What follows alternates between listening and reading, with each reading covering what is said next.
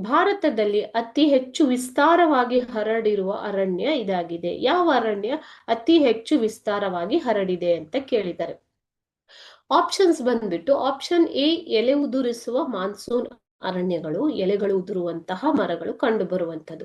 Option B ನಿತ್ಯ ಹರಿದ್ವರ್ಣದ ಅರಣ್ಯಗಳು. So ಇದು ಯಾವಾಗಲೂ ಹಚ್ಚ ಹಸುರಾಗಿ ಗೋಚರಿಸುವಂತಹ ಅರಣ್ಯ. ಮೂರನೇದಾಗ ಆಪ್ಷನ್ ಸಿ ಮ್ಯಾಂಗ್ರೂವ್ ಅರಣ್ಯಗಳು, ಇವು ನದಿಗಳ ಮುಖಜ ಭೂಮಿಗಳಲ್ಲಿ ಕಂಡು ಬರುತ್ತವೆ.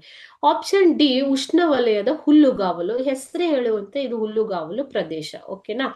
ಸೊ ಇದರಲ್ಲಿ ಅತಿ ಹೆಚ್ಚು ವಿಸ್ತಾರವಾಗಿ ಕಂಡು ಬರುವಂತಹ ಅರಣ್ಯ ಪ್ರದೇಶ ಅಂತಂದ್ರೆ ಆಪ್ಷನ್ ಎ ಎಲೆ ಉದುರಿಸುವ ಮಾನ್ಸೂನ್ ಅರಣ್ಯಗಳು. ಇದನ್ನ ಡೆಸಿಡಿಯಸ್ ಮಾನ್ಸೂನ್ ಫಾರೆಸ್ಟ್ ಅಂತ ಕರೀತಾರೆ. ಓಕೆ. ಸೊ ಭಾರತದಲ್ಲಿ 65.5% ಅರಣ್ಯ ಪ್ರದೇಶಗಳು, ಟೋಟಲ್ ಅರಣ್ಯ ಪ್ರದೇಶಗಳಲ್ಲಿ 65.5% ಎಲೆ ಉದುರಿಸುವ ಮಾನ್ಸೂನ್ ಅರಣ್ಯಗಳು ಕಂಡು ಬರುತ್ತವೆ ಮಕ್ಕಳೇ. ಓಕೆ.